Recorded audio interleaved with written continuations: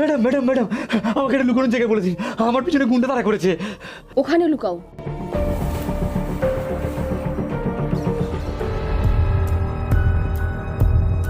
Madam, একটা ছেলেকে bag নিয়ে ছুটতে দেখেছেন? না, ওতে আমার সোনার চেন ছিল। ওইদিকে গেছে।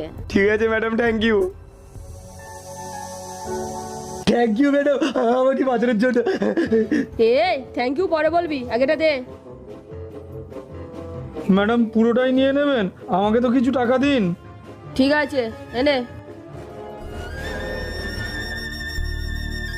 Thank you madam, thank you.